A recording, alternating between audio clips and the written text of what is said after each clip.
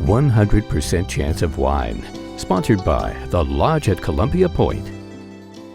Today on 100% Chance of Wine, we made our way to Palencia Winery, joined by Victor. Gosh, it has been 1 year since we were last out here. That's right. And I'm sure you have a lot of things that have changed in the last year. Oh boy, yeah, it's, at that time I didn't know what was gonna happen, and thinking back in reflection, it's like I had no idea what was gonna happen, and it's really numbing to think back. What an eventful year it's been. Mm-hmm. Yeah. Now, how have you guys adapted since then?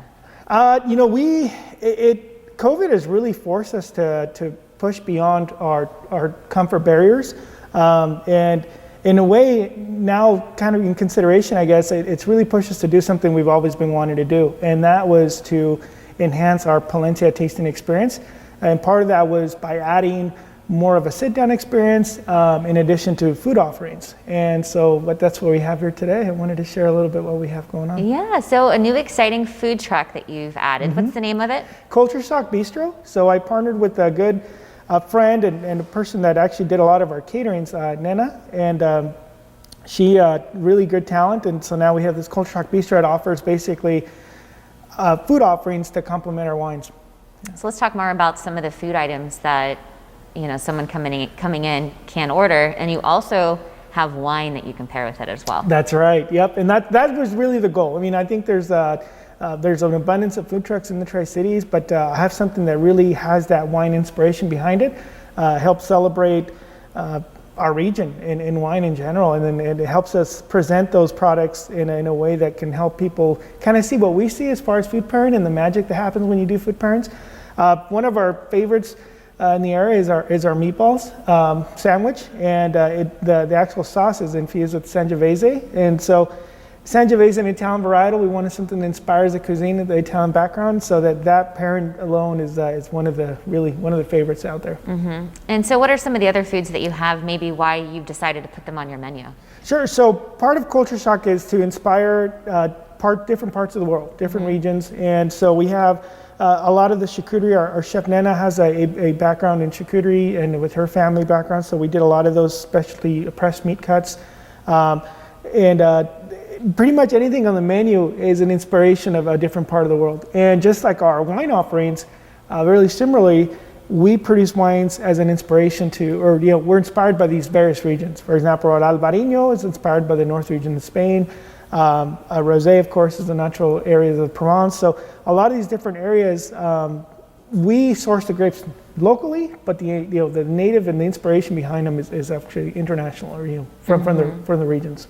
What would you say? I know you talked about the meatball sandwich, but what's another popular food item? One of my personal favorites is I love that crepes and eggs spread, and just because I never grew up eating that, so for me it's something different.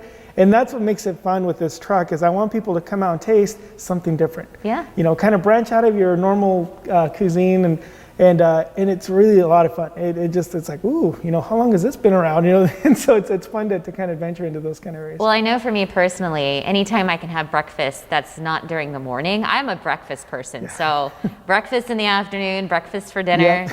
I'm the same way. Yep. I love my breakfast, and it's the most important meal of the day, so why not have it twice if you can? Exactly. So let's talk more about your wines. Do you have some staple wines that you tend to make here? These are all like my babies, so I don't necessarily have a preference, but I would say that some very great popular ones would be like the Albarino, which in fact is what I have poured out in my glass right now. Albarino, as I mentioned, it originates in Spain, the north region of Spain, and it's a world-renowned aromatic white varietal, and it's just thriving here in Washington State. The acidity, the natural region, the growing aspect of this region produces this phenomenal style of wine. Another popular out there is that we make is a rosé, and these are both under the Palencia and Monarca brands, of course.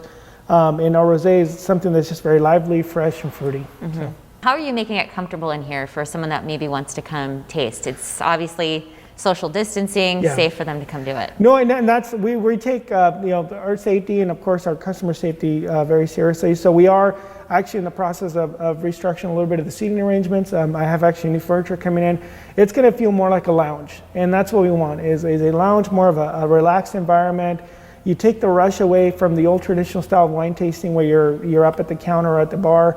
You're going to be seated, you'll enjoy yourself at your leisure, at your pace, and just savor one of these flights that we offer. Awesome. And then you have not only this tasting room, but you also have an additional one too. That's correct. So this tasting room is actually the home of Monarca Winery, which is our sister winery to the Palencia brand.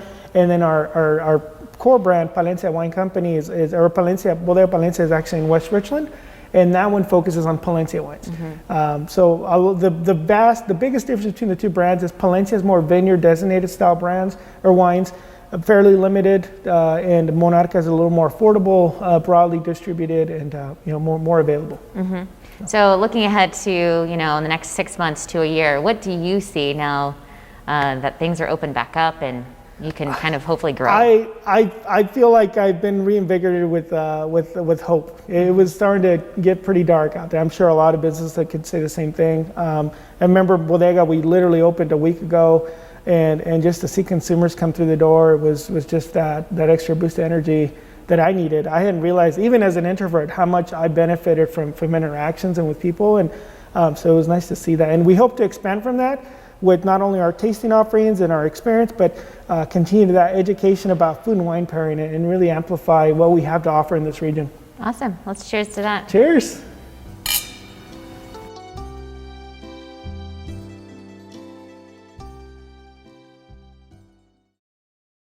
So I go to other facilities to check on, because I do a little bit of consulting, and it's really embarrassing, but I actually tried to taste through the mask once, and I completely forgot I was wearing a mask.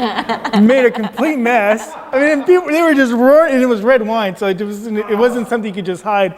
So I had to walk through the whole tour that I was visiting with wine in my mask, and I was like breathing in wine. I'm like, I think I'm catching a buzz just by breathing this, because I could smell everything in that wine. It was horrible. It was. Better check YouTube. That might be. I know I did, but I couldn't believe I tasted. I'm like, I tried to taste through my mask. This is embarrassing. Like I forgot that I was wearing one. It was so.